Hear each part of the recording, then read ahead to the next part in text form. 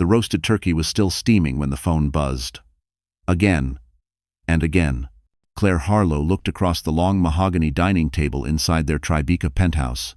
Grant, her husband, the golden boy CEO of Harlow Systems, stood in front of the glass wall overlooking Manhattan's skyline, pretending to talk business. He always did that when he didn't want to look at her belly. She touched her stomach gently, 24 weeks pregnant.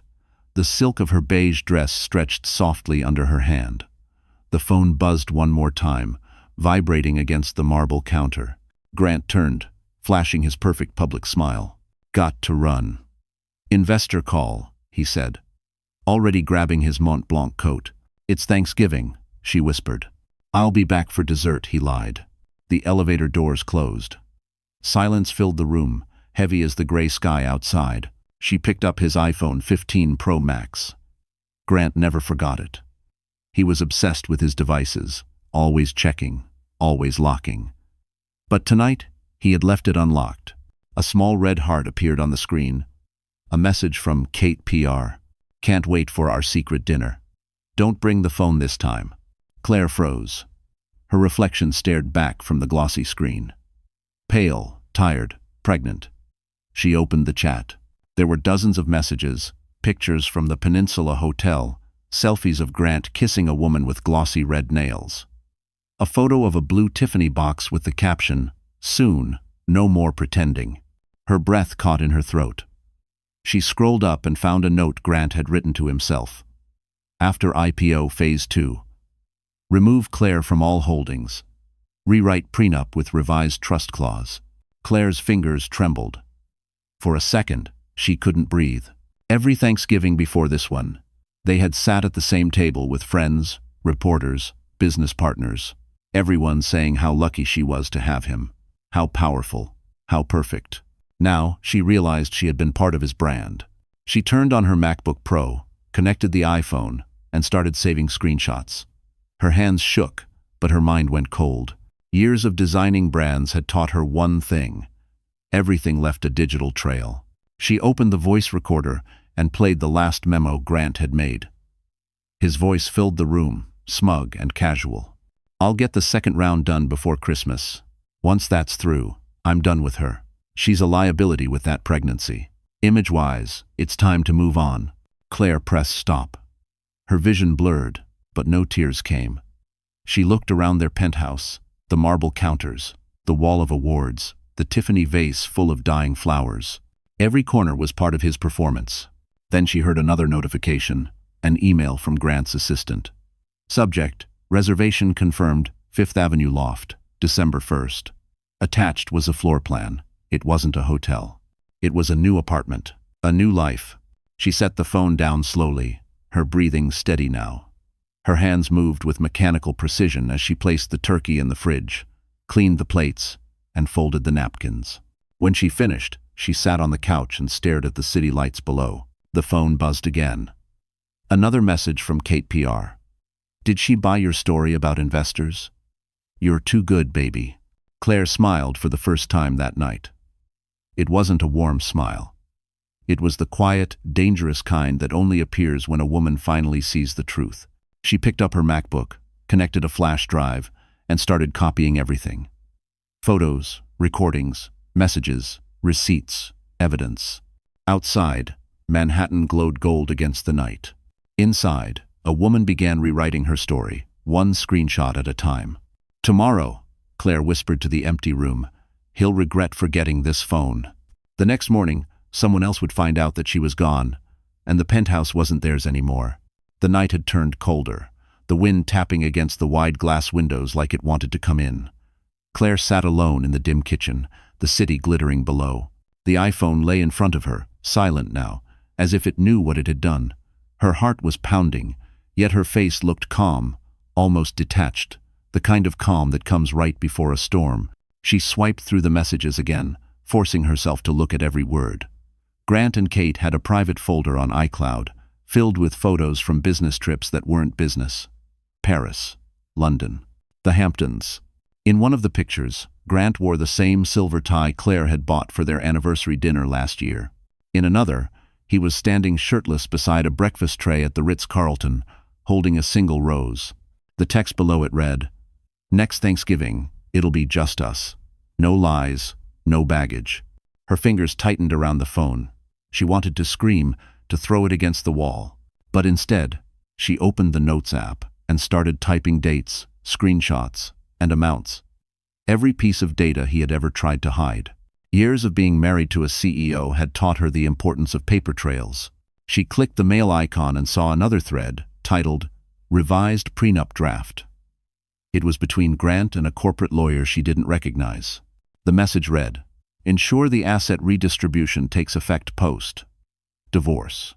She doesn't need to know until filings are final. Send."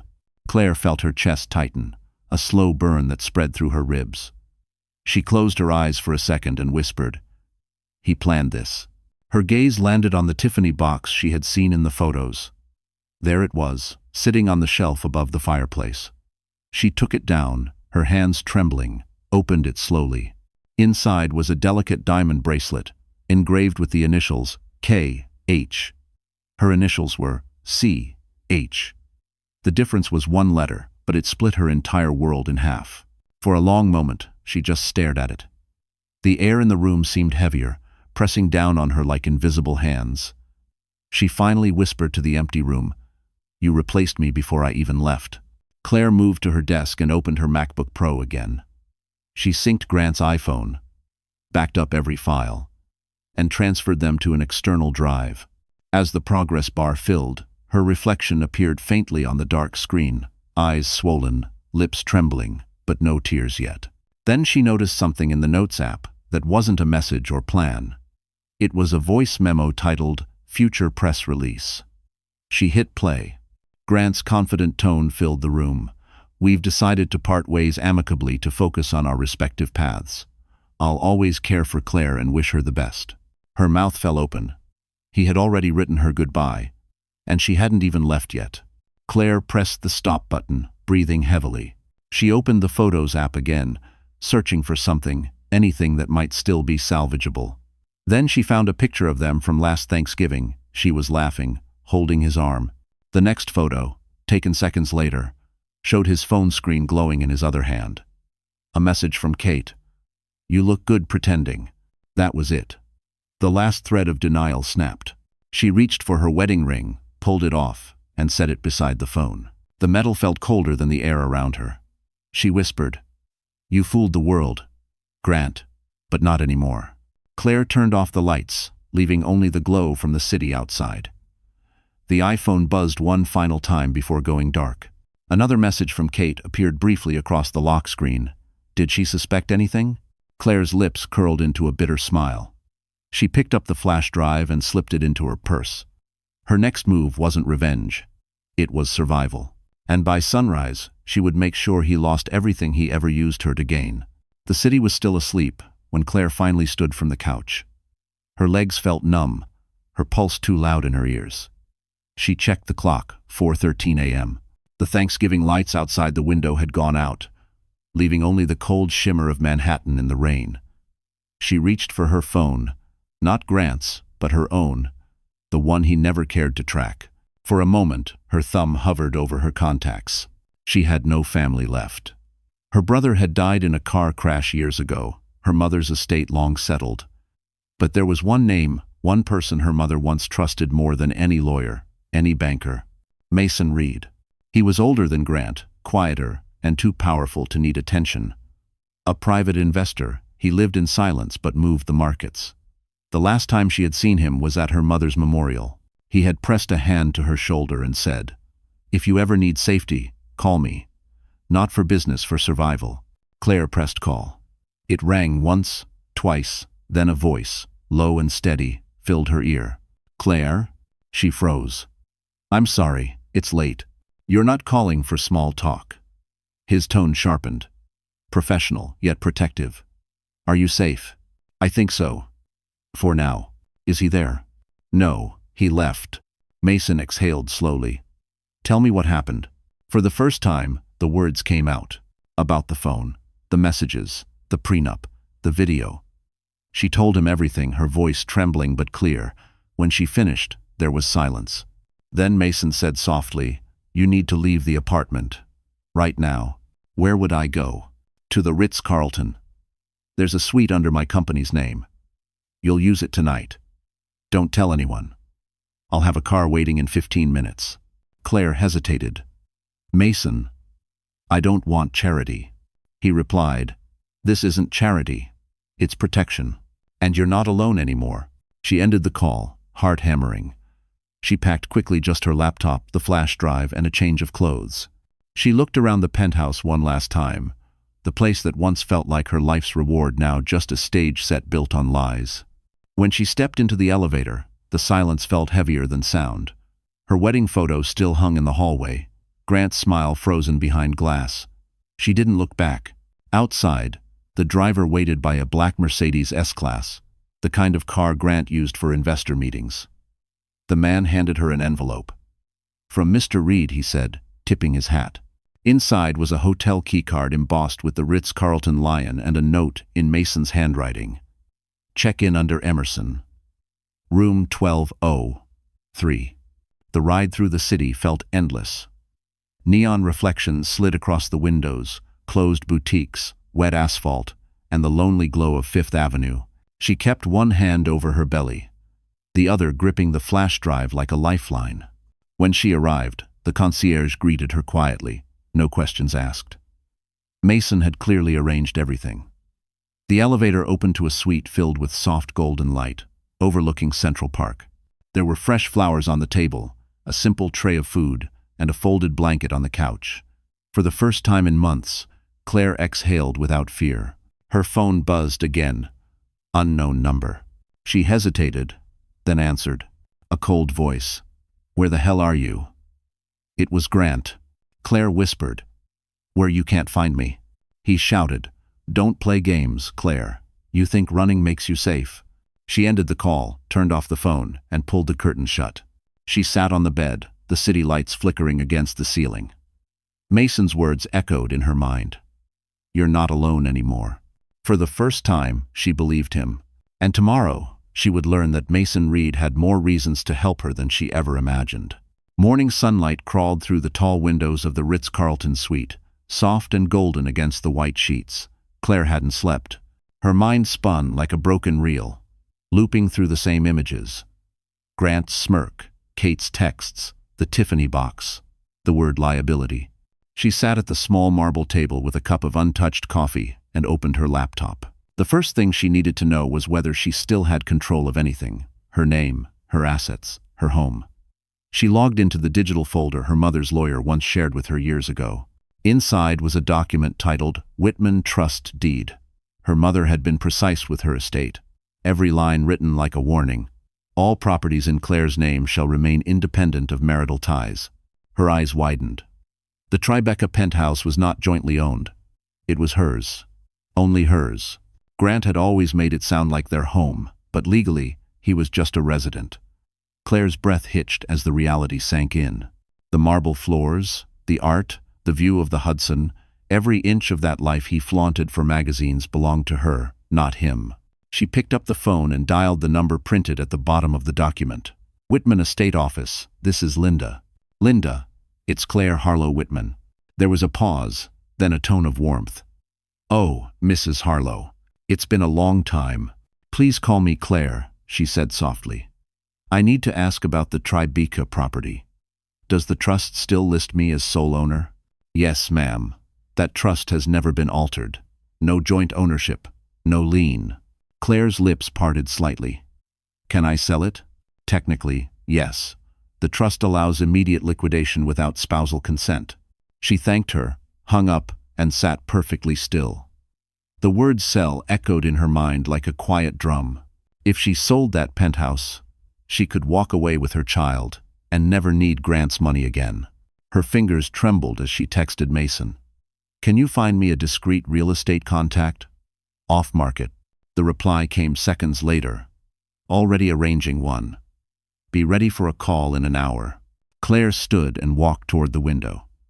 Below, Central Park stretched under the winter sun, patches of ice glinting like glass.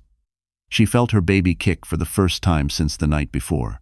A faint flutter, a reminder that she wasn't fighting just for herself. We're going to be fine, she whispered, hand pressed against her belly. The hotel phone rang. "Mrs. Emerson?" A smooth male voice said. "I'm Jonathan Pierce from Sotheby's Private Realty." Mr. Reed mentioned, "You have an off-market property to discuss." Within an hour, Jonathan arrived at the suite, tall, gray suit, the kind of man who spoke in low tones meant for secrets. He reviewed the documents quickly. "You're the sole owner," he confirmed. "At this address, I can have it appraised and under contract by Monday. There's a waiting list of cash buyers for that building. I want it fast and silent." Claire said. "Done," he replied. "We'll use a trust intermediary. The funds will clear to your personal account, not traceable through joint taxes." When he left, Claire stared at the skyline again. She thought of Grant, of how he used her home for interviews and charity galas, parading her as part of his success. The irony cut deep. The empire he built on her silence was about to crumble because of a detail he never bothered to check. Her phone buzzed, another message from Mason. "Everything's moving. Just breathe." She smiled faintly. For the first time, power felt real. Not loud, not male. Just quiet and absolute. And by the end of the weekend, Grant Harlow's empire would lose its foundation, literally. By the time the sun slipped behind the gray Manhattan skyline, Claire had spent the entire day in a trance of paperwork and whispered phone calls. Her nerves felt raw, but her mind was sharper than ever. She had confirmed the trust, the sale, and the backup of every document. Yet she hadn't eaten. The untouched tray of croissants beside her had gone cold hours ago. Her phone buzzed. A message from Mason. "I'm in the lobby." For a second, she hesitated. Seeing him meant stepping out of the fragile cocoon she'd built in that suite. The first place she'd felt safe in months. She took a deep breath, grabbed her coat, and rode the elevator down. The Ritz-Carlton lobby shimmered in golden light, decorated with crystal garlands and white poinsettias for the holidays. Guests moved quietly, their laughter soft and distant, like a world she no longer belonged to. Then she saw him. Mason Reed stood near the fireplace, tall and calm, wearing a charcoal coat and a gray scarf draped carelessly around his neck. He looked nothing like the boardroom shark she remembered from magazine covers. There was something grounded about him, an energy that didn't demand attention but commanded it naturally. When he saw her, he smiled gently, the kind of smile that reached his eyes. "You look like you haven't slept." "I haven't," she admitted. "Then let's fix that first. You can't fight if you're running on fumes." He led her to a quiet corner table in the hotel lounge.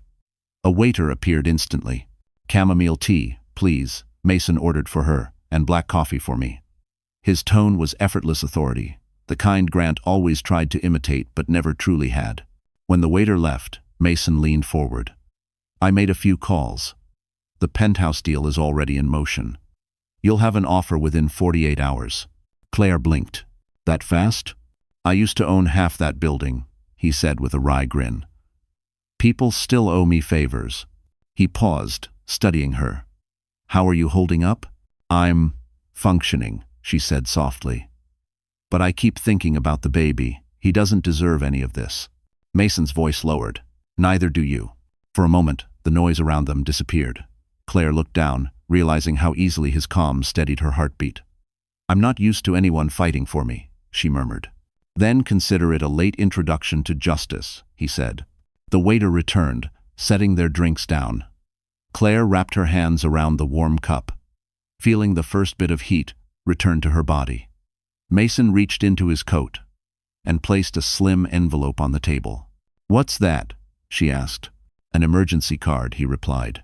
"My driver's line, my attorney's number, and a trust account in your name, in case you need to disappear for a while." She frowned. "You set up an account?" "Your mother asked me to do it years ago," Mason said quietly. "She told me you might need it someday." Claire froze. "You knew my mother?" "Very well," he nodded. "She helped me once when my firm was collapsing. I promised her that if her daughter ever called me, I'd be there." Her eyes filled with tears before she could stop them. "She never told me. She didn't want you to live in fear," he said gently. "But she was smart enough to prepare for every outcome." "Line." Claire looked away, blinking rapidly. "Mason, why are you doing all this?" He held her gaze. Because I watched Grant rise, and I know the kind of man he is. I owe your mother. But this is personal. Claire swallowed hard. Personal how? Mason leaned closer, his voice almost a whisper. Because I lost someone to a man like him once. I'm not letting it happen again. The tea trembled slightly in her hand. She didn't know whether to be grateful or terrified. And when she finally looked into Mason's eyes, she realized he wasn't just protecting her. He was preparing for war. Morning broke pale and soft over Central Park, the kind of New York winter light that turned the skyline silver. Claire stood by the window of the Ritz suite, one hand resting on her belly. The faint rhythm beneath her palm reminded her why she couldn't fall apart now. She wasn't just fighting for herself anymore. Her phone buzzed with a message from Mason. Doctor at Lenox Hill, appointment in 1 hour. Drivers waiting downstairs. Claire slipped into a beige wool coat and wrapped a scarf around her neck. Her reflection in the mirror startled her. The same face, but older somehow, harder, as if one night had aged her years. The Mercedes S-Class glided through traffic, heater humming softly, jazz playing on the radio. For the first time in days, she breathed deeply. The air smelled faintly of leather and peppermint, familiar and grounding. When they arrived at Lenox Hill Hospital, a nurse greeted her like an old friend. Dr. Stein is expecting you, Mrs. Harlow. That name felt like a blade. Just Claire, she corrected gently. Inside the exam room, the lights dimmed, the gel cold against her skin. The sound of the baby's heartbeat filled the space, fast, steady, alive. The nurse smiled. Strong heartbeat. You've got a fighter. Claire blinked hard, her throat tightening. The screen showed the tiny shape she'd seen months ago, now more defined, more real. For the first time since Thanksgiving night, she let herself cry. Silent, shaking tears. Not from fear, but from relief. When she walked out into the hallway, Mason was waiting, leaning against the wall with his coat folded over his arm. You okay? He asked softly. She's fine, Claire said, smiling weakly. She? Mason raised an eyebrow. I think so, she whispered. Maybe. They walked to the hospital cafe. Mason ordered 2 cappuccinos and a blueberry muffin. Claire hadn't realized how hungry she was until the first bite. The warmth of the muffin melted the cold in her chest. I got the appraisal back, Mason said between sips. If you approve the sale, the wire clears by Monday. You'll have full liquidity. Claire nodded. And Grant? He doesn't know yet. But he's about to. She sighed. I keep wondering if I could have stopped all this. If I'd paid more attention. Or asked more questions. Don't do that, Mason said firmly. You gave him trust. That's not a weakness. His words landed softly, like a truth she had never allowed herself to believe. For a moment, she met his eyes. Calm. Dark. Steady. You make it sound easy, she said quietly. It's not easy, he replied. It's just necessary. They left the hospital together. Outside, snow had started to fall, the first of the season. Mason opened the car door for her. You should rest, he said. Rest feels dangerous, she murmured. Every time I stop moving, the fear catches up. Then let me hold the fear for a while, he said gently. She didn't answer, just looked away, watching the snow gather on the windshield as the city blurred past. When they reached the Ritz, Mason handed her an envelope. Inside is a list of numbers. People you can trust. Lawyers, journalists, accountants. If anything happens to me, call the first one. Claire frowned. What do you mean if anything happens? He smiled faintly. I'm stepping into Grant's world, remember? Men like him don't fight fair.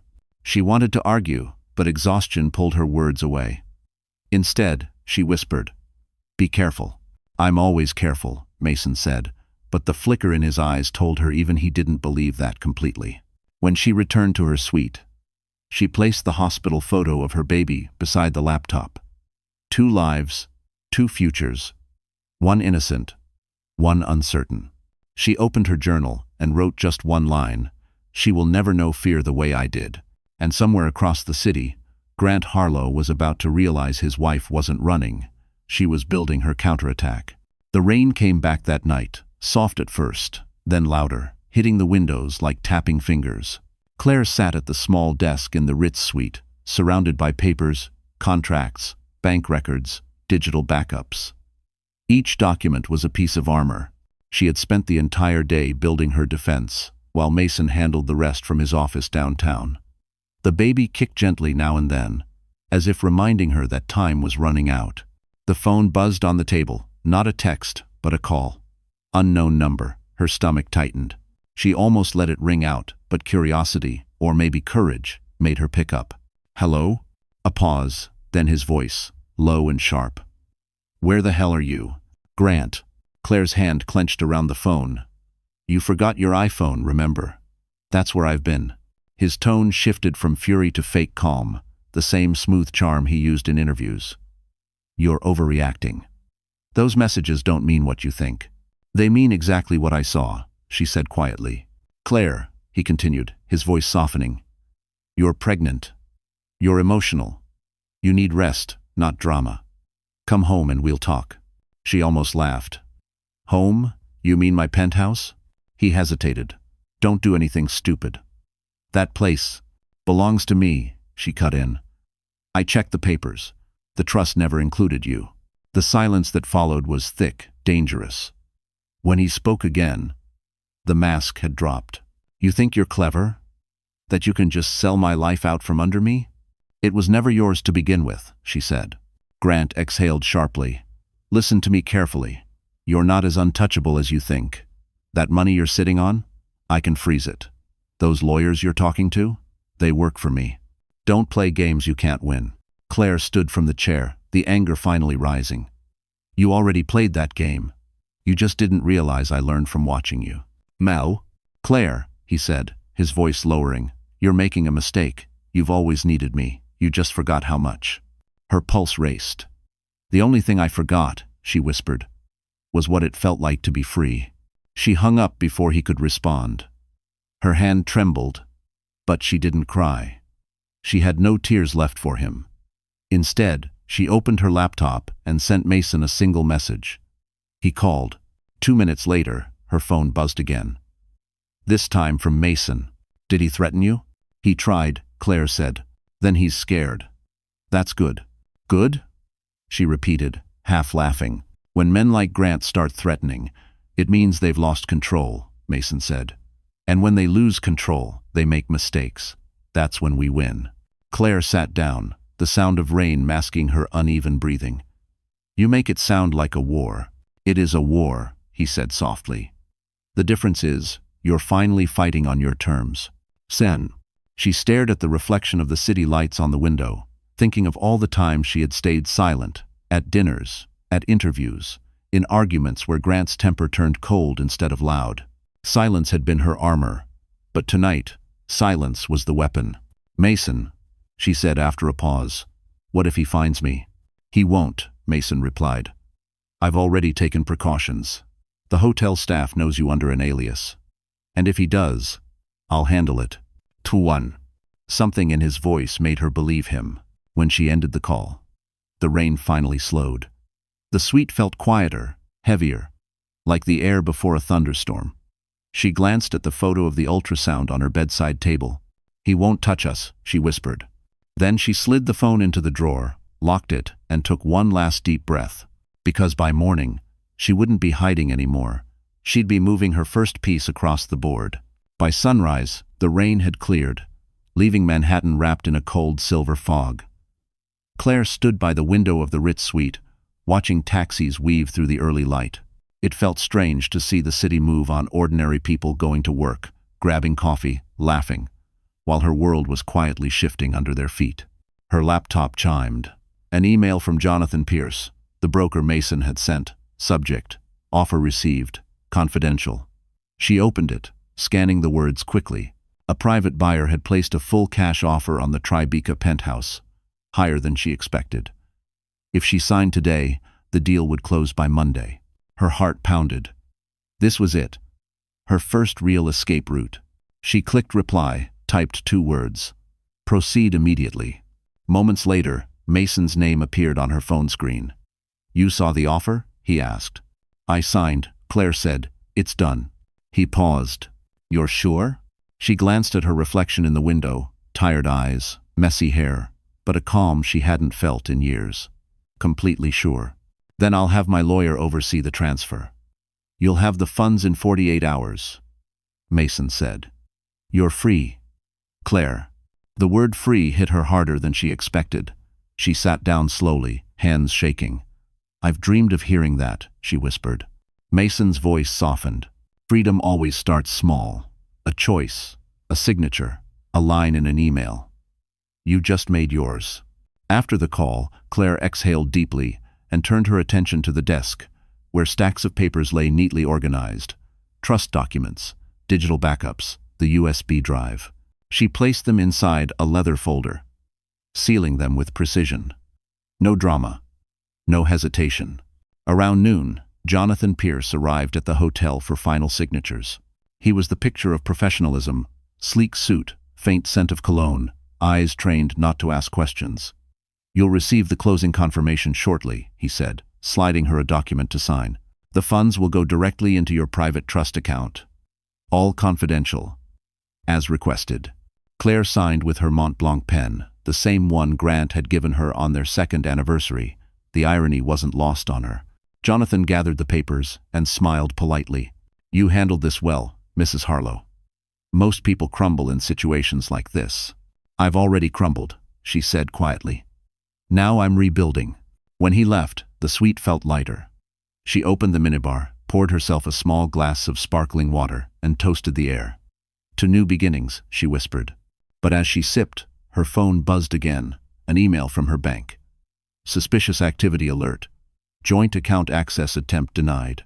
Grant. He was trying to reach her funds. Claire's pulse spiked. She called Mason immediately. He's already moving, she said. Of course he is. Mason replied calmly. He can't stand losing control. Don't worry, he can't touch the trust account. I had it rerouted last night. Her voice trembled. You expected this. I've seen his kind before, Mason said. He's going to push back, but he'll trip over his own greed before he reaches you. Claire walked to the window, watching the fog fade from the city. What happens next? You rest today, Mason said. Tomorrow, we start collecting what he doesn't want anyone to see. The financial trails, the side deals, the fake charity accounts. Every empire has cracks. She nodded slowly. And when we find them, then we decide if you want revenge, he said. Or justice. Claire didn't answer. Her gaze dropped to the ultrasound photo on her nightstand. I want peace, she said softly. Mason's tone warmed. Then let's make sure you can afford it. 1. As the call ended, she placed her hand over her belly again, feeling the faint movement beneath her fingers. The baby kicked twice, steady, strong. She smiled faintly. He's fighting too, she whispered. And for the first time, Claire realized freedom wasn't running away. It was walking out with everything they said she'd never keep. On Friday morning, Park Avenue glittered under a sharp winter Sunday. Claire sat in the corner of the Ritz lounge, stirring her tea, pretending to read while keeping her eyes on the newspaper headline flashing across the TV above the bar. Harlow Systems CEO in talks for record-breaking IPO. Grant's face filled the screen. Confident, polished, rehearsed. The same man who used to kiss her forehead every morning before lying straight to her face. She muted the TV and opened her laptop. Mason had sent her a confidential folder titled Internal Board Memo, December 1. The file contained leaked emails between Grant and his CFO, detailing the manipulation of pre-IPO data to inflate company valuation. One line made her stomach twist. Once the numbers hit, we can dump shares quietly before disclosure. Her fingers hovered over the trackpad. She could almost hear Grant's voice, smug and untouchable. He had no idea she was reading every secret he'd ever buried. The elevator doors opened, and Mason stepped out, crisp in a navy suit. He looked different today. Focused, battle-ready. It's time, he said quietly. Time for what? For him to make his first mistake in public. They walked through the revolving doors onto Park Avenue, where the glass towers of Midtown reflected the winter light like blades. Mason's driver waited at the curb. As they slid into the back seat, Mason handed her a folder. Inside were screenshots. iMessages between Grant and Kate. Explicit ones. Her stomach clenched, but Mason stopped her. "We're not releasing these," he said. "We're using them to trace his pattern of communication. The timestamp links to a company-issued device." Claire frowned. "You mean?" "Yes," Mason said. "He used corporate property to manage his affair. That's a compliance violation. His own board will eat him alive for that." Lobo. The car stopped in front of the sleek Harlow Systems tower, the company she had helped design the brand for years ago. Her name had once been listed on the early trademark filings, right before Grant removed it. Through the tinted glass, she saw him exit the building, cameras flashing as he smiled for reporters. The perfect mask of confidence. "He's about to hold a board meeting upstairs," Mason said. "The leak went out last night. When he opens his laptop, he'll find an anonymous email with all the compliance records." "From you?" "From an anonymous shareholder," Mason corrected with a faint smile. "One who happens to care about the truth." Claire exhaled slowly. "This is dangerous." "So is staying silent," Mason replied. They drove away just as Grant entered the building. 10 minutes later, Mason's phone buzzed. He read the message, then looked at her. "He's panicking already. The CFO just texted." "Who leaked it?" Claire leaned back against the seat, heart racing. "It's happening." "Yes," Mason said, "and it's only the beginning." They returned to the Ritz. Claire felt the adrenaline fading, replaced by exhaustion. "How do you stay so calm?" she asked. Mason smiled faintly. "Because I've seen worse men fall faster. Power built on lies always collapses the same way, from the inside out." He handed her a cup of coffee, rich and bitter. "You should know something," he said softly. "This morning, a reporter reached out to me about you. Someone's trying to leak your name into the story." "Grant," she whispered. Mason nodded. "I shut it down for now, but he's going to start painting you as unstable, pregnant, emotional, unfit. That's how men like him rewrite history." Claire's eyes hardened. "Then I'll write my own." The city outside began to glow as dusk settled over Manhattan. Somewhere above them, Grant was probably yelling in a glass conference room, watching his empire tremble for the first time. Claire turned to Mason. "You said this was only the beginning. What comes next?" Mason's gaze darkened. "Next, we make sure his board doesn't just question him. They replace him." And as the lights of Park Avenue flickered on, Claire realized she was no longer a victim in his story. She was becoming the ending he never saw coming. The next morning, snow dusted the edges of Central Park like powdered sugar. The city looked peaceful, but Claire's chest felt tight. She woke before sunrise, staring at the ceiling, her mind racing with fragments. Grant's voice on the phone, the board leak, Mason's calm face in the back of that car. Everything was moving too fast. She sat up slowly, pressing her hand to her belly. The baby kicked faintly, a soft flutter that almost felt like reassurance. Still, her body trembled. Every choice she made now wasn't just about revenge or survival. It was about this tiny heartbeat depending on her. At 9, she had an appointment with her OB/GYN at Lenox Hill, the same Dr. Mason had found for her. The driver helped her into the Mercedes, its interior warm and quiet. As they drove through the morning traffic, she tried to breathe through the anxiety building in her chest. Her hands wouldn't stop shaking. When she arrived, the nurse greeted her with a warm smile. "Claire, good to see you again. Dr. Stein will be right in."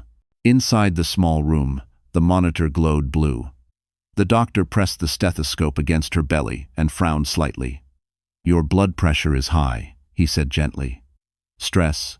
She gave a weak laugh. "You could say that." "Claire," he said, meeting her eyes, "you need to slow down. Chronic stress can affect the baby. You have to find a way to rest, even if it's just breathing." She nodded but didn't promise. Rest wasn't something she could afford right now. After the appointment, she walked slowly through the hospital corridor, the smell of antiseptic sharp in her nose. She stopped by the window overlooking the city. The skyline stretched endlessly, cold and beautiful. How many women, she wondered, had stood in this same spot, trying to look strong while everything they loved fell apart? Her phone vibrated. A message from Mason. "Board meeting today. Grant called an emergency session. Don't panic. That means they're questioning him." She typed back. How bad could it get? His reply came seconds later.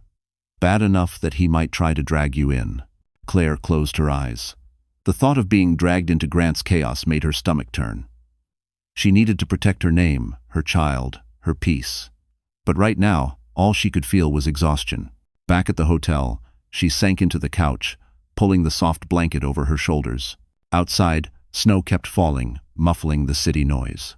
She scrolled through old photos on her phone. Her wedding day, the Hampton summer, Grant holding her hand during their first ultrasound. It all looked so perfect. So staged. A knock interrupted her thoughts.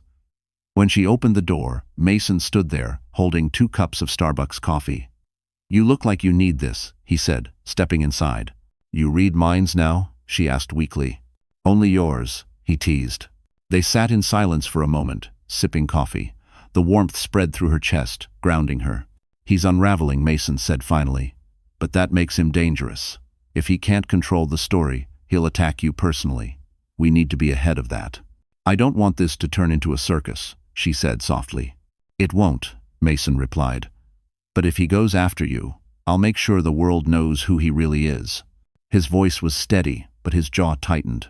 Claire realized then that Mason wasn't just helping her out of obligation. He was invested, emotionally, maybe too much. She looked at him. "You think we can really win this?" He met her gaze without hesitation.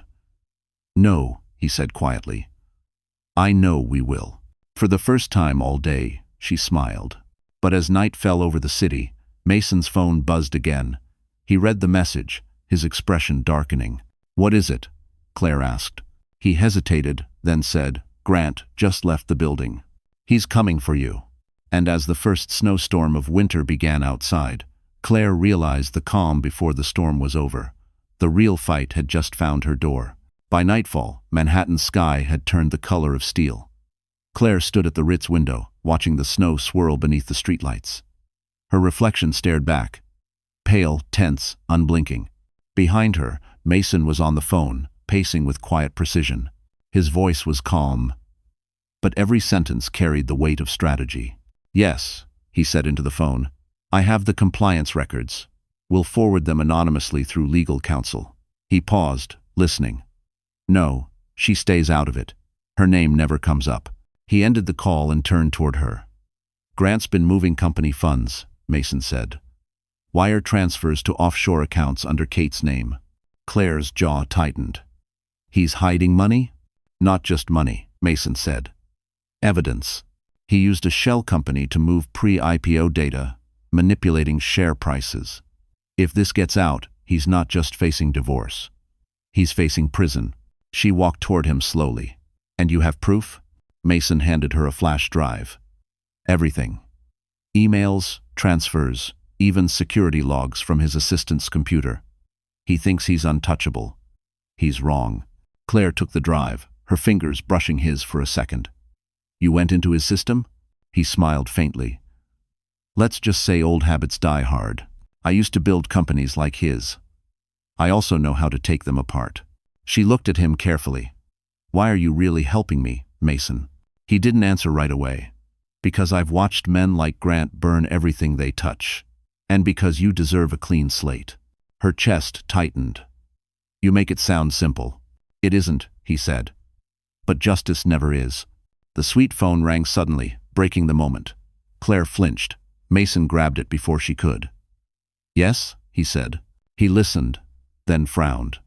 "Front desk says Mr. Harlow's downstairs asking for you." Claire's stomach dropped. "He's here?" "Stay calm," Mason said. "I'll handle it."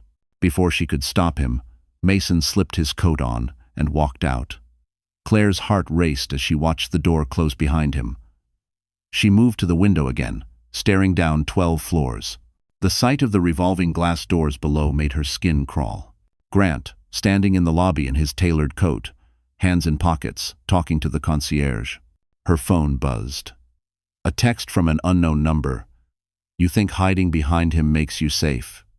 He doesn't know what I have on him." Claire froze. What did Grant mean? Did he know something about Mason? Minutes later, Mason returned. "He's gone," he said simply, brushing snow off his shoulders. "What did you tell him?" "That if he came up, I'd call security and the board chair. He backed off, but he's angry. Claire's voice trembled. He texted me. Said you have secrets too. Mason's expression hardened. That's how he fights. He plants doubt. Don't let him. She stared at him. Do you? He met her eyes. Yes, but none that hurt you. The room fell silent. Outside, the snow thickened, the city glowing faintly through the storm. Claire sank onto the couch, her mind spinning. She had the proof now, everything needed to end Grant's career, maybe his freedom. But she also had questions about the man standing beside her. Mason poured 2 glasses of water and handed her one. We're almost there, he said softly. Tomorrow the board meets again. I'll send them the financials before it starts. He won't see it coming. Claire nodded, clutching the flash drive like a lifeline. And after that? After that, Mason said, he falls. She looked at him, searching his face for something, honesty, or maybe reassurance. His eyes were steady, unreadable, but his voice was certain. Still, somewhere deep in her chest, unease began to stir. Because if Grant knew something about Mason, the next blow might not come from her husband, but from the man she was beginning to trust.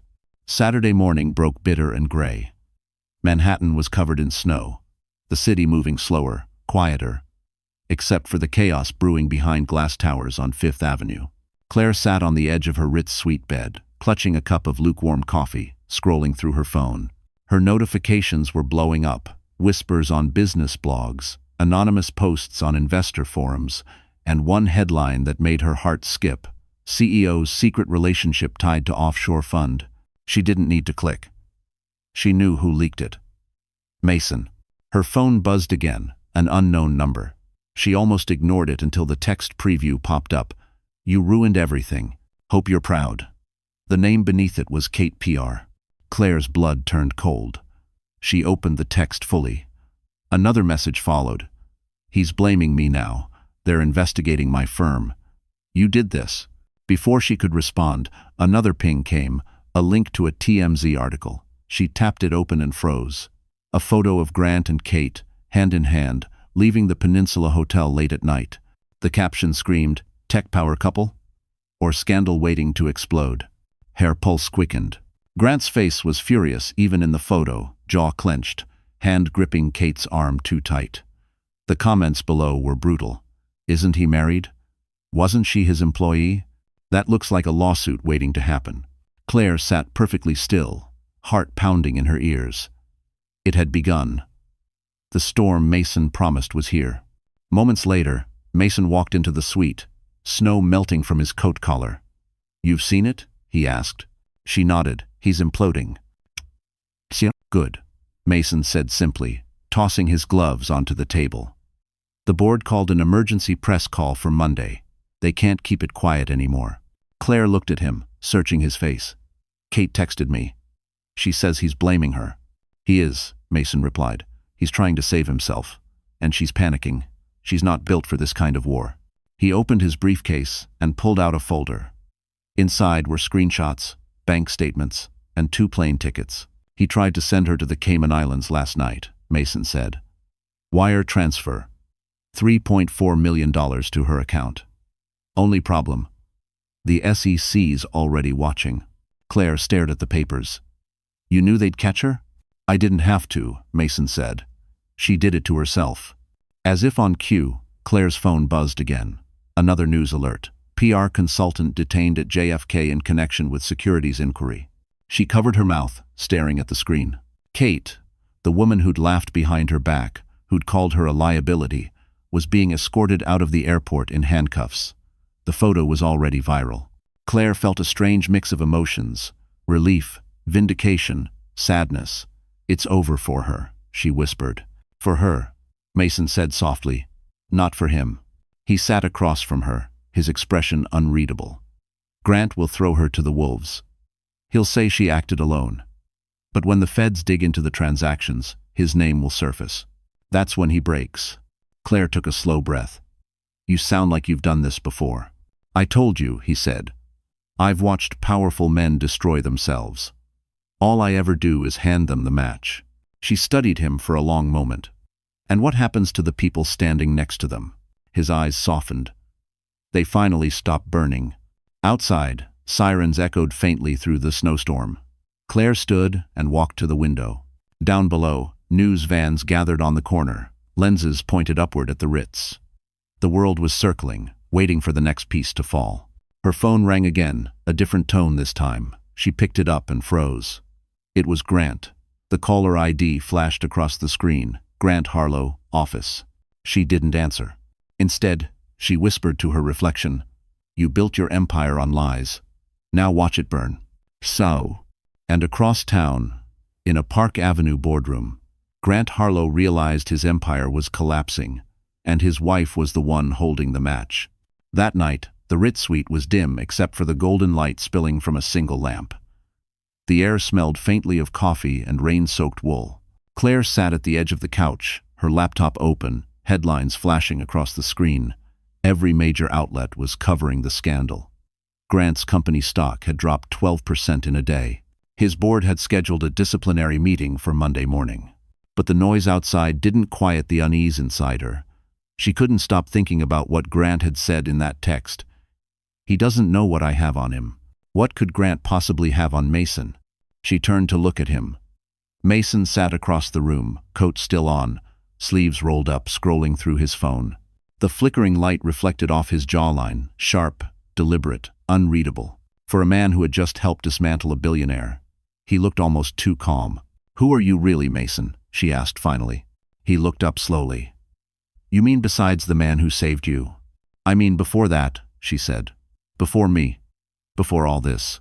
Mason leaned back, eyes fixed on her. "You wouldn't like the answer. Try me." He hesitated, then placed his phone on the table. "Grant and I used to be partners. Years ago, I helped him build Harlow Systems. I was the silent investor. But when the company went public, he pushed me out forged signatures, falsified documents, made it look like I'd sold my shares. Your mother was the only one who knew." Claire's eyes widened. "My mother knew?" "She did. She tried to expose him. That's why she created the trust in your name. It was her insurance policy. But before she could confront him, she got sick. She asked me to let it go. I didn't." Claire felt the room tilt slightly. "So this isn't just about helping me?" "No," Mason said quietly. "It's about finishing what she started. But it's also about you." She stared at him. "Grant said he has something on you." Mason's lips curved in a humorless smile. "He's bluffing. He's been trying to dig into my records for years. But the only thing he'll find is that I'm not as clean as he pretends to be." Claire crossed her arms. "That's not exactly comforting." "I didn't say I was a saint," he said. "I said I'm on your side." "Well." She stood and walked toward the window, her reflection merging with the lights of the city. "You've been planning this all along." "Yes," Mason admitted. "But not like this. When you called me that night, I didn't expect this." Her pulse quickened. "Expect what?" He took a slow breath. "To care." The air between them shifted tense, electric. The city outside blurred into streaks of gold and white. Claire turned around. "You're mixing things up, Mason. This isn't." "Don't," he said softly. "Don't tell me what this isn't. You've been holding your breath for years. I've seen women survive worse, but I've never seen one fight like you." Her throat tightened. "This isn't the time." "Maybe not," he said, stepping closer, "but it's the truth." Before she could answer, Mason's phone buzzed sharply, cutting through the moment. He answered, voice crisp again. Reed speaking. A pause, then his expression hardened. "What do you mean they froze the account?" Claire's stomach sank. "What happened?" He hung up slowly. "Grant moved faster than I thought. He pulled strings with a senator. Got your trust flagged for review under federal audit. The sale money's in limbo." Claire's knees went weak. "You said it was untouchable." "It was," Mason said grimly. "Until he found someone willing to bend the rules." The room fell silent, except for the muffled hum of the city below. Claire looked at Mason, the man she had started to trust, the one who had promised safety, and felt the ground shift again beneath her feet. And in that moment, she realized Grant wasn't the only man who could play dangerous games. Mason Reed was, too. The suite was silent except for the faint hum of the city far below. Claire sat at the small table, staring at the printed bank statement Mason had just handed her.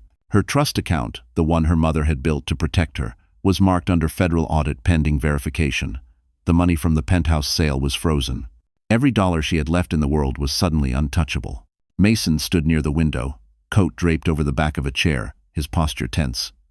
"I'm already calling my contacts," he said. "It's temporary." Claire looked up at him. "You said that trust couldn't be touched." "Bah." "It couldn't," he said, running a hand through his hair. "Not legally." "Then how?" She pressed. Mason exhaled. "Grant called in favors. There's a senator on the banking committee who owes him. They flagged the transfer under an anti-fraud review. It's dirty politics, but it buys him time." Claire laughed bitterly. "He's bleeding in the media, but he still finds a way to strangle me." "That's what men like him do," Mason said softly. "They fight even when they've already lost." She rose from her chair, walking to the window. The snow had stopped, leaving a ghostly haze over Manhattan. She could see Park Avenue glowing under the streetlights. The city that had once symbolized success now looked like a battlefield. "What do we do now?" she asked quietly. "We wait for my contact at Treasury," Mason said. "He can unfreeze the account, but it might take 48 hours. "I don't have 48 hours, Claire said. "Grant's board meeting is Monday. He'll use the freeze to claim I stole company funds." Mason turned, eyes locking on hers. "Then we hit him first." "With what?" He reached into his briefcase and pulled out a sealed envelope. "Your mother's last letter." Claire froze. "What?" "She gave it to me before she died," Mason said gently. "Told me to give it to you only when you were ready to stop surviving and start fighting." Her hands trembled as she took the envelope. The paper was aged, soft, the handwriting unmistakable. Her mother's elegant script. She opened it carefully. "My darling Claire," the letter began. "If you are reading this, it means the man you trusted has turned into the kind your father once was. You are stronger than both of them. I built your trust, not just to protect you, but to remind you. Money is power, only if it's clean. But love, when it's true, is the only currency that multiplies when spent." Claire's eyes blurred. She swallowed hard and read the final line aloud. "When the time comes, forgive what you can and burn what you must." Mason's voice softened. "She knew you'd reach this point." Claire folded the letter slowly. She knew everything. He stepped closer, his tone gentler now. "You have something Grant doesn't moral ground. Use it. Morality doesn't pay lawyers," she said with a faint, bitter smile. "No," Mason said, "but it wins people." "Mycoma." He handed her another folder. Inside were names, emails, whistleblowers. These are his former employees, the ones he fired for speaking up. If they testify, he can't spin it anymore. Claire closed the folder, her mind racing. "You're turning this into a war," she said quietly. "It already is one," Mason replied. "I'm just giving you a map." She looked at him, the faintest glimmer of gratitude and fear mixing in her eyes. "Why do you keep helping me?" He hesitated, then reached into his pocket and placed a small folded paper on the table, a check. "What's this?" she asked. "My investment," he said softly. "In you." She looked down. It wasn't a check for money. It was a promise note, handwritten. "When this ends, I'll be there. Not as your ally, but as your home." The words hit harder than any contract. And for the first time, Claire realized that Mason Reed wasn't just saving her life. He was risking his own heart to do it. Sunday morning came heavy and gray. The storm had passed, but the city looked bruised. Piles of slush on the sidewalks, clouds hanging low over the skyline. Claire woke to the sound of her phone buzzing on the nightstand. A dozen notifications lit up the screen. The first headline nearly made her drop it. Federal inquiry expands. Harlow Systems under investigation for securities fraud. She sat up fast, her pulse hammering. It was happening. Mason's plan had worked faster than either of them expected. But the victory felt fragile, like a glass about to crack. Mason was already in the suite's sitting room, sleeves rolled up, papers spread across the coffee table. "The board's called a full session for tomorrow," he said. "Grant's scrambling. He's offering to resign quietly in exchange for immunity." Claire blinked. "Immunity? He thinks he can walk away from this? Not if we move first." Mason handed her a document. It was a statement of claim, her formal declaration as a founding shareholder of Harlow Systems. The line that mattered most read, Claire Whitman Harlow, 15% ownership through Whitman Family Trust, Class A shares. She looked up. 15%? Your mother's original stake, Mason said. Grant hid it from you by moving the registration to a shadow trust. I had my legal team reverse it. Claire's hands shook. So, this makes me .coms. A voting shareholder, Mason finished. You can walk into that board meeting tomorrow and call for his removal. She stared at the paper, her throat tightening. For years, Grant had reduced her to a silent accessory, a name on his arm, a woman in his shadow. Now, on this single page, her name finally meant power. I don't know if I can face him, she whispered. Mason's voice softened. You don't have to be fearless. You just have to show up. He slid a Mont Blanc pen across the table. Sign it. Claire hesitated. What happens after? After you sign, everything changes, Mason said quietly. Your trust is reinstated. The company can't silence you. And Grant, he paused, his jaw tightening, loses the one thing he values most, control. She took a deep breath and pressed the pen to paper. Her signature was deliberate, elegant, final. As the ink dried, Mason exhaled. It's done. For a long moment, neither spoke. The only sound was the hum of the city outside, distant and restless. Then Claire whispered, My mother would have been proud. She would have been unstoppable, Mason said. Claire allowed herself a faint smile.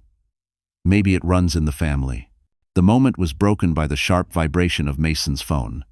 He checked the screen, his expression darkening. Grant just filed a counterclaim, he said. Already? He's accusing you of stealing company data. He's pushing for an injunction. Claire's breath caught. Can he do that? He can try, Mason said grimly. But it's desperation. He's losing ground. He paced to the window, phone pressed to his ear, giving rapid instructions to his attorney. Claire watched him, the calm precision, the quiet rage. She had never realized how dangerous loyalty could look until now. When he hung up, his shoulders relaxed slightly. He's boxed in. The SEC's closing in, and Kate's testimony seals it. By tomorrow, the board will have no choice but to strip him of his position. Claire leaned back in her chair, exhaustion washing over her. I thought revenge would feel colder, she said. This isn't revenge, Mason said softly. It's correction. She studied him, her voice quieter now. And after tomorrow? He looked at her for a long moment. After tomorrow, you start living again. I'll make sure of it. Outside, the snow began to fall again, soft, steady, cleansing. Claire looked down at the signature glistening under the lamplight. For the first time, her name wasn't just ink. It was freedom. And as night fell over Manhattan, the woman once erased from her husband's empire had just signed the paper that would erase him instead.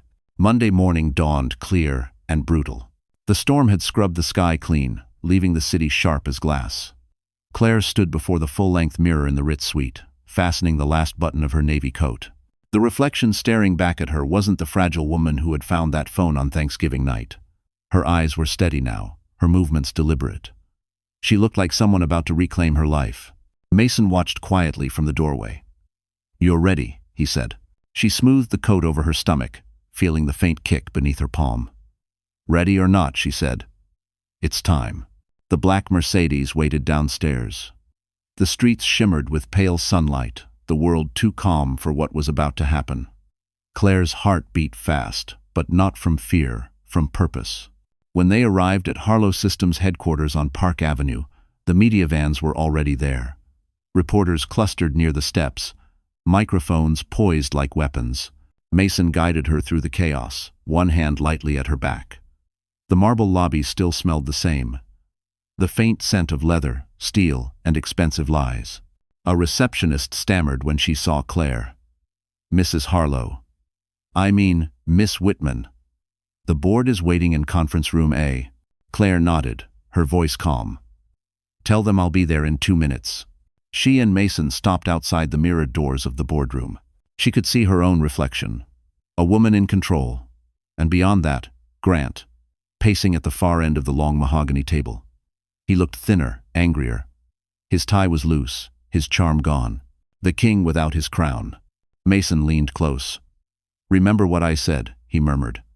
"Speak last. Always make them wait for the truth." Claire nodded, then pushed open the doors. Every head turned. The room fell silent except for the hum of the city beyond the glass walls. Grant froze mid-step. "You shouldn't be here," he said, voice sharp. "I own 15% of this company," Claire replied evenly.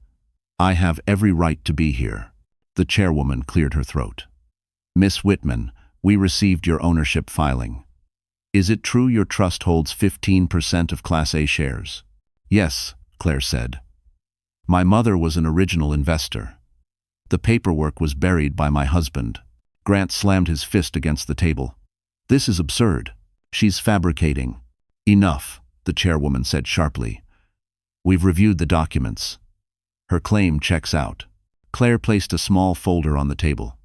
"And since we're being transparent," she said, "here are copies of the wire transfers to offshore accounts under your name and Miss Keller's. I assume the SEC will appreciate these." Grant's face went pale. "You don't know what you're doing." "I know exactly what I'm doing," she said softly. "I'm ending what you started." The board erupted into whispers. The chairwoman raised a hand. "Effective immediately, Mr. Harlow. You are suspended pending investigation." Grant spun toward Claire, eyes blazing. "You'll regret this," he hissed. "I made you. Without me, you're nothing." Claire met his gaze without flinching. "Without you, I'm finally free." Security entered the room. Grant tried to speak again, but the guard's hands on his shoulders silenced him. As they escorted him out, flashes from photographers lit up the hallway. Claire exhaled slowly, the tension in her chest releasing for the first time in months. Mason's voice broke through the chaos. "It's over." She turned to him, tears gathering but not falling. "No," she said quietly. "It's just beginning." They left the building together, reporters shouting her name as snowflakes drifted down through the sunlight. Claire didn't answer any questions. She didn't need to. She'd walked into the same building that once took everything from her, and walked out owning it. And by the time the afternoon sun hit Park Avenue, Grant Harlow's empire no longer had his name on the door, it had hers. By Tuesday morning, every headline in New York was the same: Harlow Systems oasts CEO amid fraud investigation. The empire Grant had built on deceit had collapsed overnight. His face, once plastered across Forbes and CNBC, was now frozen on every news channel, walking out of his own building, flanked by security, snow swirling around him like ashes. Claire sat in Mason's office on the 48th floor, sipping black coffee, staring at the muted television. Her hands didn't shake this time. She just watched. Calm, measured, done. SEC confirmed they're opening a criminal probe, Mason said from behind his desk, eyes on a printed report. Wire fraud, insider trading, manipulation of investor funds. She looked up. Will he go to prison? Mason met her gaze. Eventually. These things take time, but yes, he's finished. Claire turned back to the screen. Grant looked small now, his perfect suit rumpled, his eyes hollow. The man who once owned every room couldn't even own his shadow anymore. What about Kate? Claire asked quietly. Still under investigation, Mason replied. She's cutting a deal, cooperating with the feds. She'll walk, but she'll never work again. Claire gave a faint, humorless laugh. He always said loyalty was priceless. It usually is until people realize how expensive lies become, Mason said. For the first time, Claire smiled. It wasn't triumph. It was relief. A knock interrupted the quiet. Mason's assistant entered, handing him an envelope. Courier from Harlow Systems Board. Mason opened it, scanned the contents, then handed it to Claire. It was a formal statement. The Board of Directors recognizes Miss Claire Whitman Harlow as interim acting chair pending restructuring. Claire blinked. They want me to lead. Mason nodded. You're the largest legitimate shareholder. They trust you more than anyone left. Her mind reeled. She had expected freedom, not leadership. I don't want his empire, she whispered. Mason leaned forward. You don't need to want it. You just need to use it. Rebuild it the right way. Make it clean. Claire stared at the paper. For years, Grant's name had represented everything corrupt and cruel about ambition. Maybe this was her chance to rewrite what Harlow meant. "I'll do it," she said finally. "Good," Mason said softly. "Then let's start by renaming it." She smiled faintly. "Not Harlow Systems anymore." "No," Mason said. "Whitman Innovations has a better ring to it." They both laughed quietly. It felt like the first real sound of hope. Later that afternoon, Claire walked alone through the company's nearly empty top floor. The glass office where Grant had ruled still smelled faintly of his cologne and ego. She stopped by his desk, running her fingers along the cold metal surface. Inside the drawer, she found the Mont Blanc pen he used to sign every contract, the same one she had once used to sign her silence. She picked it up, turning it slowly between her fingers, then dropped it into the trash. "Goodbye, Grant," she whispered. Her phone buzzed an unknown number again. A text. "You think this is over? You just inherited my enemies." Her breath caught. For a moment, fear returned like a ghost. Then she smiled bitterly. "At least they'll underestimate me too," she thought, and deleted the message. That night, Mason met her at the Ritz. They stood by the window, looking out at the city. "You did it," he said softly. Claire shook her head. "We did it. You." Mason turned toward her, his voice gentler now. "So what happens next, Chairwoman Whitman?" She smiled. "I think I rebuild. But first, I rest." He chuckled. "That sounds like a plan I can support." Outside, the lights of Manhattan stretched endlessly. For the first time, Claire didn't feel trapped by them. She felt part of them. Alive. And somewhere in a quiet rented apartment across town, Grant Harlow watched the same skyline alone, disgraced, forgotten, realizing too late that he'd taught his wife exactly how to beat him. By Wednesday morning, New York woke up to a new queen. News outlets hailed her as the pregnant CEO who toppled a tech giant. Investors called her a miracle. Social media called her the woman who vanished and came back untouchable. But Claire didn't care about any of that.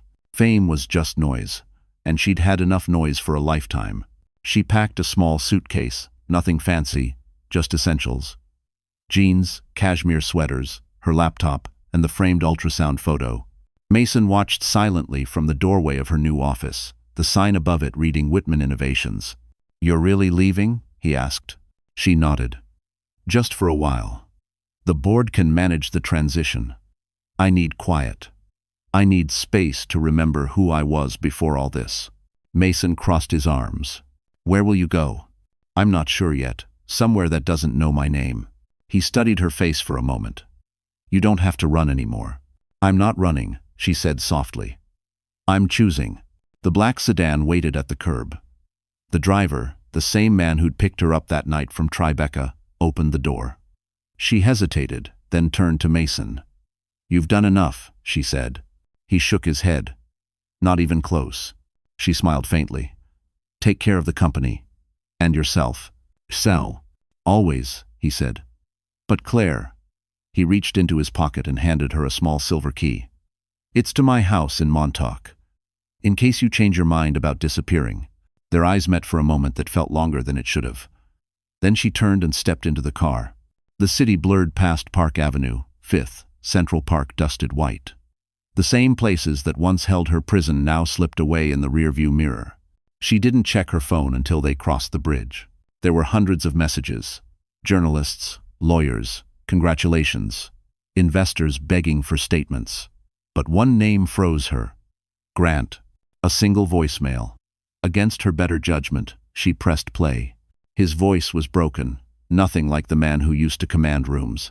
"Claire, I don't know what I'm doing anymore. They took everything. The house, the cars, the accounts. I can't sleep. You won. But do you even know what you've done?" A pause, ragged breathing. "You destroyed me. Try this." The line clicked off. Claire stared out the window, expression unreadable. She didn't feel triumph, or pity, or even hate, just silence. When the car stopped, it wasn't at Montauk. It was the Hamptons, the old beach house Mason had restored for her mother years ago. Inside, the scent of cedar and salt hung in the air. She set her suitcase down and exhaled for what felt like the first real time in months. There was no sound except the ocean. Waves hit the shore with slow, steady rhythm, like the heartbeat she'd once heard in the doctor's office. She walked out to the deck, snow melting under her boots, and placed a hand on her belly.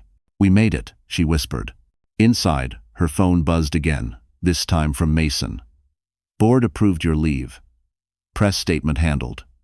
Rest. Claire." She smiled faintly and typed back, "I will. For both of us." The sun began to set over the gray water, the light washing gold across her face. She realized then that disappearance wasn't about running, it was about healing. She poured a cup of tea, wrapped herself in a blanket, and sat by the window, watching the horizon shift from gold to indigo. For the first time in years, she wasn't waiting for anyone to come home. She was home. And somewhere across Manhattan, Mason Reed looked out at the same sunset, holding the second copy of that silver key, knowing that the woman who disappeared had not vanished at all. She had simply reclaimed her peace. 2 months later, winter began to loosen its grip on New York. The city pulsed again, taxi horns, laughter in coffee shops, life spilling back into the streets. But for Claire Whitman, everything had changed. She no longer lived behind glass walls or hid in hotel suites. She rented a quiet townhouse on the Upper West Side, small but filled with warmth. Her baby's nursery was almost ready. Soft gray walls, white curtains, a rocking chair by the window. It wasn't luxury, it was peace. That evening, Mason called. His voice, as always, carried a calm strength. "You're sure you want to do this tonight?" "Yes," Claire said, fastening a silver bracelet around her wrist. "I'm ready." She was talking about the Women in Tech Gala at the Plaza Hotel, her first public appearance since the scandal. The event raised funds for women entrepreneurs, and the organizers had begged her to speak. At first, she refused. Then, she realized it wasn't about her anymore. It was about every woman who'd been silenced by someone like Grant. When the black car pulled up to the plaza, flashbulbs exploded like lightning. She stepped out, elegant in a long black gown, her baby bump visible beneath the fabric. The cameras clicked wildly. The fallen CEO's wife turned mogul. Mason met her at the entrance. He looked impossibly composed in his tuxedo, every detail deliberate. "You look," he stopped himself, smiled slightly. "Powerful. Careful," she teased. That almost sounded like admiration. "Maybe it was," he said softly. They entered the ballroom together. Crystal chandeliers shimmered overhead, reflecting the golden light onto hundreds of faces. Conversations stopped when she appeared. Some looked curious, others envious, a few even apologetic. Claire kept her chin high. She had spent too long shrinking to fit into other people's comfort. The event chairwoman introduced her. "Please welcome Claire Whitman, founder of Whitman Innovations and a voice for integrity and leadership." The applause was thunderous. But Claire only heard the sound of her own heartbeat as she stepped up to the podium. She gripped the edge lightly, scanning the crowd. Reporters waited with pens poised. Board members from rival firms whispered behind champagne glasses. "Good evening," she began. Her voice didn't tremble. "When people tell my story, they like to start with the scandal. They forget that before the scandal, there was silence, and silence can be far more dangerous." The room stilled. "I used to think love meant loyalty at all costs, that forgiveness meant weakness. I was wrong.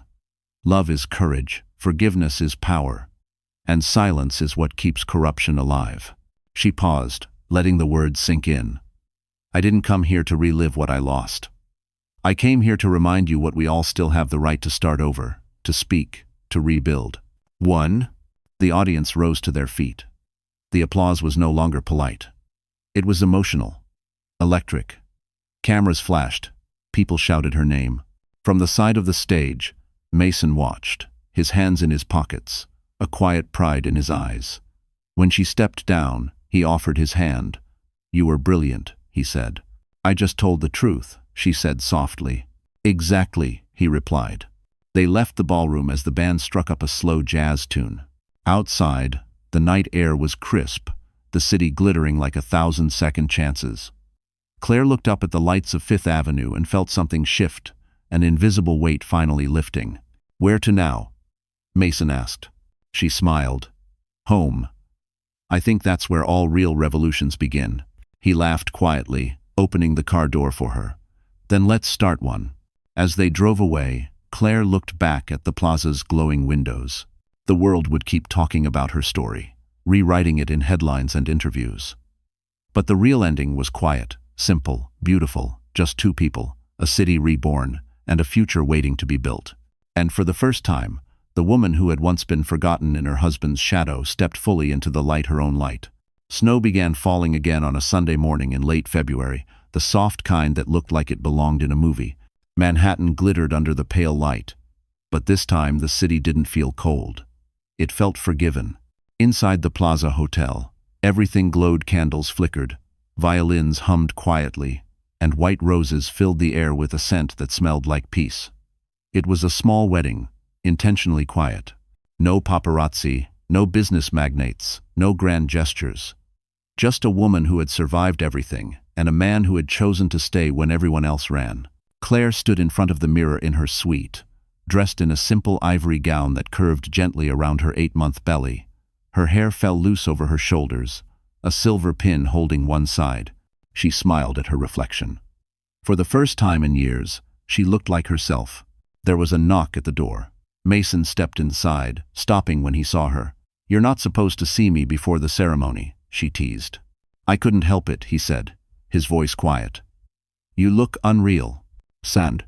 Don't say perfect," she warned. He smiled. "No, just real." Finally, she took his hand, and for a moment, neither spoke. The silence between them wasn't heavy anymore. It was peaceful, full of understanding. When the music began, they walked together into the small atrium. Only 20 guests, friends, a few board members, and the woman who had helped her during her pregnancy stood to watch. Snow drifted against the glass roof, the city lights twinkling beyond. The officiant smiled. "We are gathered here not to celebrate the end of one story, but the beginning of another." Claire looked at Mason. "You've seen me broken," she said softly. "You've seen me angry, scared, and silent. But you never looked away. You built me a place to stand again. I don't promise perfection, Mason. I promise honesty." His eyes glistened as he took her hands. "You've taught me what power actually looks like. It's not money or control, it's grace. You're the bravest person I've ever known, and I don't want to spend another day without you in my corner." The officiant smiled. "Then, by the power vested in me by the state of New York, I now pronounce you husband and wife."